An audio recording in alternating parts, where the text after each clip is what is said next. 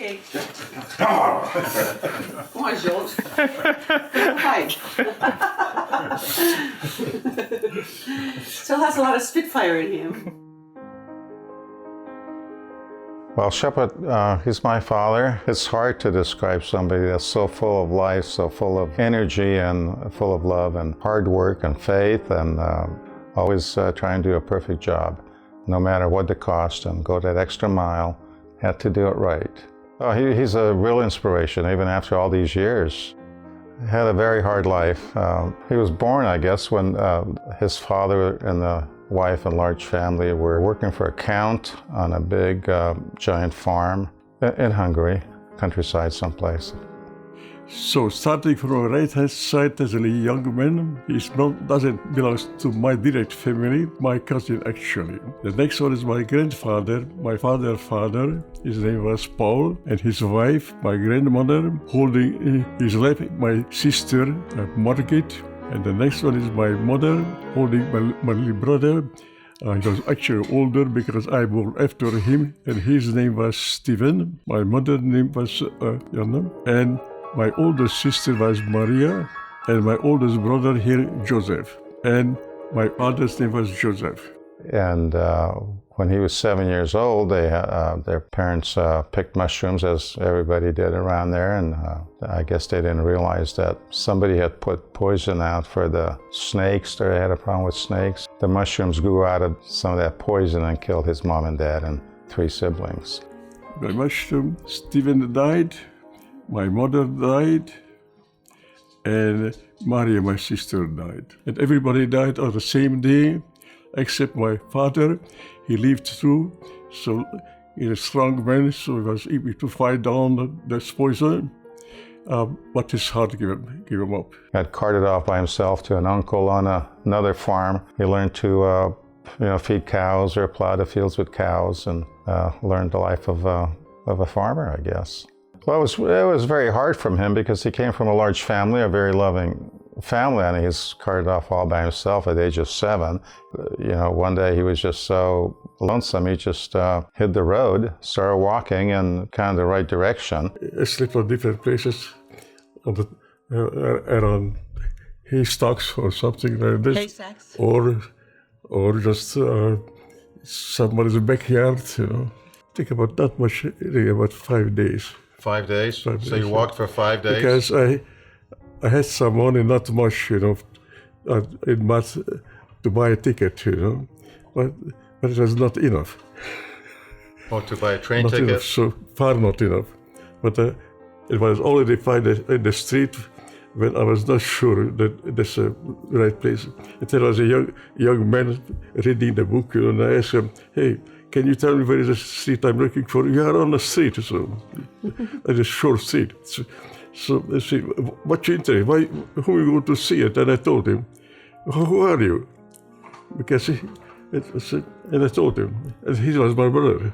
I didn't recognize him. Of course, everybody was so happy to see him because they didn't know what happened to him. They thought he was dead or got kidnapped or something, so he showed up. And then after that, they tried to be a little kinder to him. From the farm, he went to Budapest, was sent to seminary, studied there.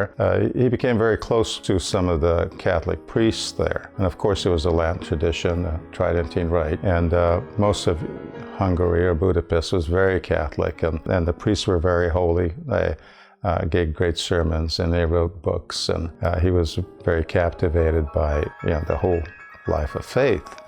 After I went to school, gymnasium.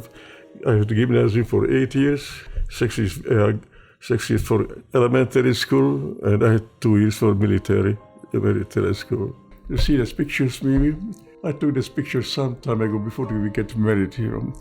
Before we get married, we were back and forth. We talked with Shayan for 2 years about. I was working as a bookkeeper, accountant, I came home from the swimming, and one of my friends who lives there, where Sonia lives, I said, "Oh, there is a good dancing that is some left show," and student making it. So Sonia was about 17 years old at that time, I was dating with Sonia for 2 years, and Well, they're married till she passed away just 2 years ago, a couple of years ago. 73, 74 years. Let's see. maybe 75 years. This could be their 75th anniversary, yeah. The war broke out, he joined the military, and imagine was drafted. You don't have any choice. Hungary didn't have any choice, you know. Hitler told them, you're on our side or you're an enemy, and we will overrun your country. So Hungary more or less had to be on Hitler's side for the war, but they had enough problems just protecting their own country from the onslaught of the Russian hordes that were coming in. And my dad spent his time, he was in, I guess you would call it the mortar division or cannons. Poor Russian kids would just charge and they would just blow them all up. Ceasefire, they drag all the poor kids out of there dead, and then next day the Russians would send more. They did that for a long time. They felt really tragic about that. During the war, he had his wife and 2 kids were at home, so he would get leaves once in a while, or he would just take off and take care of them because they were starving and the houses were blown up. He had to get home for Christmas, so he got home for Christmas. At Christmas Eve, I made some good chicken soup. I told them, we go to eat now. Sit at the table, and I just get a funny feeling, and I said, let's go. Shona says, no, eat first. No, we had to go. And so left the house to go to the main road. All the military trucks was running, no civil, nothing there, Just before we get to the road,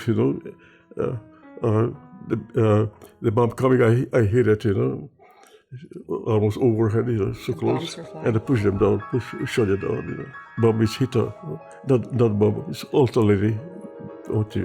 Hit right on the front of the house, So it's a good feeling, anyways, life. I see a lot of stories about the war, which he had some friends in a nursing home where they were hiding. A lot of Jewish people, they had to be hiding, and they were starving. So he snuck out one night to the Russian base, and having grown up on a farm, I imagine he was pretty good at handling horses, and snuck one out. And but the less one horse, but I put him on the head, and took him up on the side, and the back, I went back to the house, the sanitary house where we were living, Like I'm in the garage at night, and at night I had to kill him. It was not an easy charge, covered his eyes with something, so he didn't see me. And we had then a sharp knife, and a hammer. Hit the caucus, hit the head. I got dizzy, got fast in the neck, So until the blood was bleeding away, the horse was dancing all over the beautiful car of the sanitary, and I was somewhere over on the horse, and I won't believe it. There's no room, so it was terrible. Finally, he dropped, Thank God. And he cut off a hindquarter or something and covered the rest up with snow and tried to whitewash the blood off the walls with the snow so the Russians wouldn't suspect anything, and took the meat back to the retirement home. I imagine he's just risking his life doing that, but then he had to get the family out of the city, so he snuck back to Russian camp again, and this time, he had the horse, had to go back to get the carriage, so to speak. So he took one of these little horse wagons and pulled that out of their encampment, took it home, and whatever property they had, he put in the wagon with the wife and 2 kids. If the Russians would see anybody, they would just grab you and take you away, put you in a concentration camp, or just put you in prison. Any males between certain ages. So he stuffed like a pillow under his back of his jacket, and he got flour and put it all over his hair to make it look white, and then he walked real crouched and stoopy and put, a couple of rags or something inside his mouth to make it look like he was older. And he was pulling the wagon down the street like an old man, trying to get the heck out of Budapest. The Russian truck goes by, and they drove real close and did actually shove him into the gutter where the wagon tipped over. So then my dad gets up, gets the poor wife and the babies out of the gutter, and so he put him back in there, and another Russian truck comes by, but they stop, and they grab him and throw him in the back of their truck and drive off, take him prisoner. He said he just, he can't go to prison. His wife and kids are back there. So when they drove around the turn, he just bailed out of the truck and rolled in the gutter. And it took him about a half hour to get back. And imagine a poor wife sitting there with 2 kids side of the road with a blown up city. I imagine she was relieved to see him. And then, I didn't give up, hard-headed, back in the plow, or so to speak, grabbed the wagon and started heading out of the city. And then there was a bridge going across to get out, and he saw a bunch of soldiers there guarding the bridge. I imagine my mom was just burning the beads, rosary beads in the back, looking for divine help, because that's the only way this is going to work. So he just trudged on, he just faked being an old crippled guy, kind of looked him over, and I got behind the wagon and helped him push the cart over a bridge onto the other side. My dad put the wife and kids in the countryside with some relatives, and I think he had to go back into the war. And then another time when he got caught again, he was actually in line with thousands of other Hungarians. They were being marched to Siberia with machine gun guards, just going out of the city. And it was winter, freezing and cold. He was trying to work his way to the edge, because you got just a big herd of men being herded to Siberia. It was dark at night, and he just got his way to the edge, and there was a bridge. I guess he preferred that to where he was headed. So he took his chance of whether it was 20 feet or 30 feet or 100 feet or ice or rock or riverbed, and I guess he landed in water or snow, I'm not sure, but didn't get hurt, but he was freezing. So once everybody passed by, they didn't notice that he jumped. Then he found a farmhouse, and they let him in and let him sit by the stove and dry his clothes. So that was another, where I don't want to go. After the war, we lived under communism. He got together with somebody to form this company making bricks and concrete blocks, and that really took off. That was very profitable because everybody needed building materials. And then, of course, the communists, caught up with him, and they served notice that Monday morning they would be the owners of the company, but because they were fair, he could show up Monday and apply for a job. He thought it over, and I guess he dismantled all the equipment, put it into the basement and sealed it, and then had his workers have a cutthroat sale on everything, and tore the building down brick by brick, sold everything. So Monday morning when the communists came, there was an empty lot. So then he had to leave town, and that's ended up in this small town.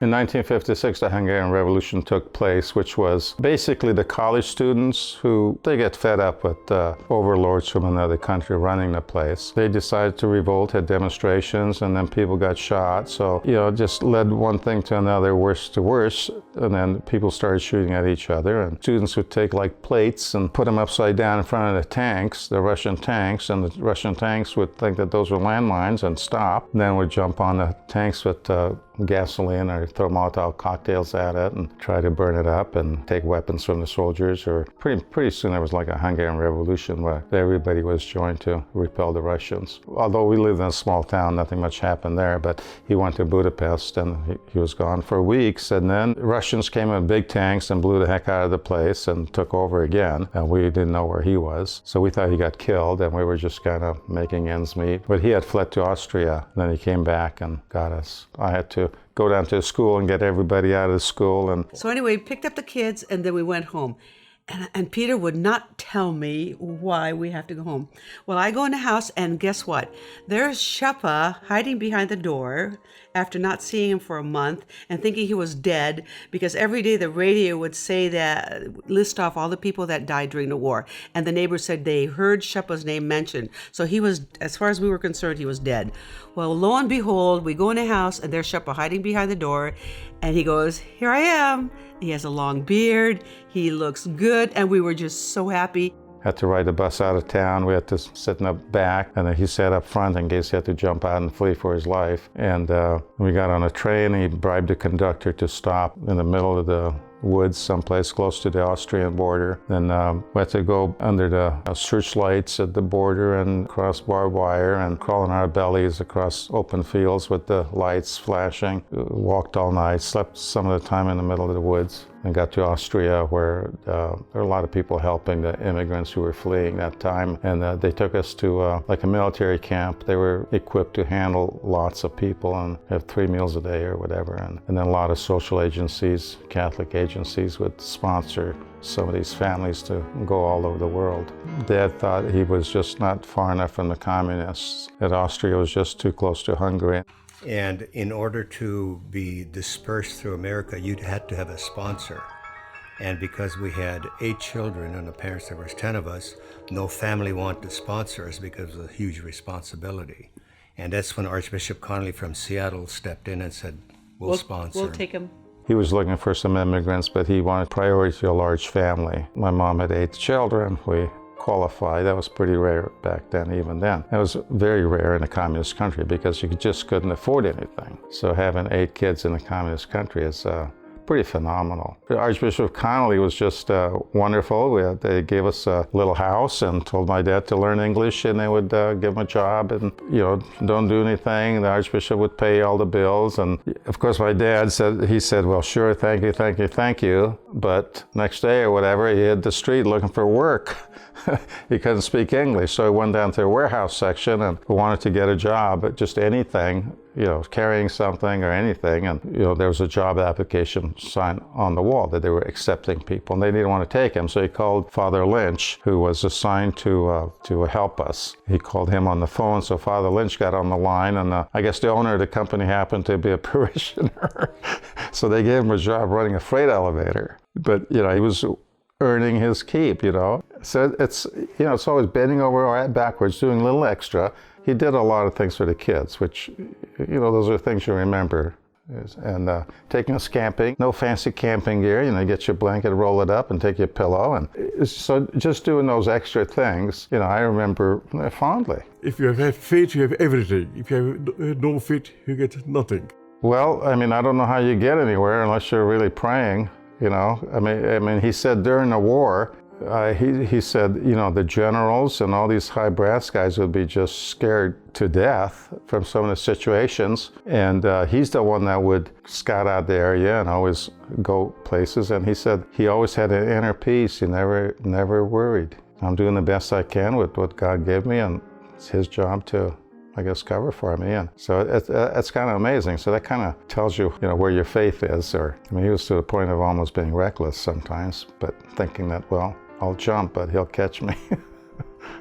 Well, you can see that through all his life. Look at the world today. People are afraid to have kids, afraid to have relationships, afraid to get married, they're afraid to do anything. So that's kind of skill just as important that the good life in the earth.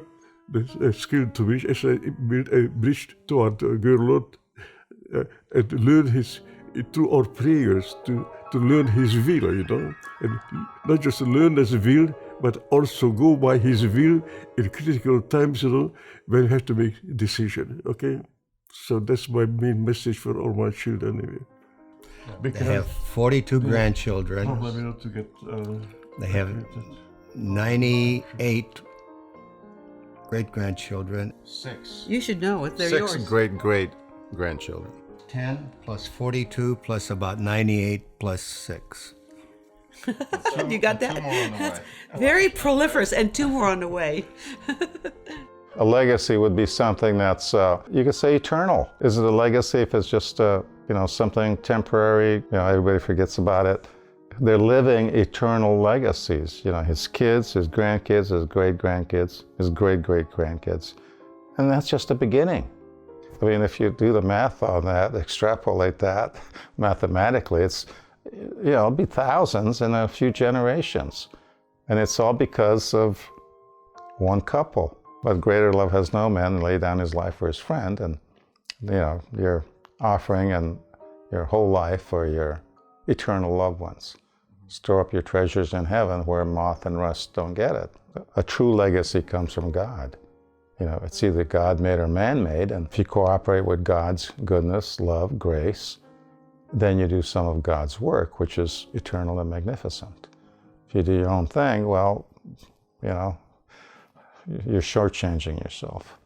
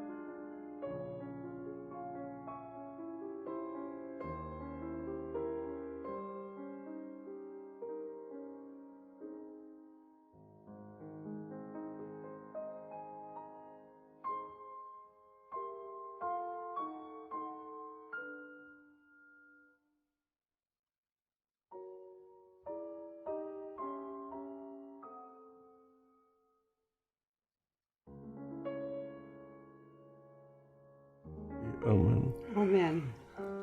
She didn't understand one word of it, I know. That's the short version. I don't know how That's the much. short version.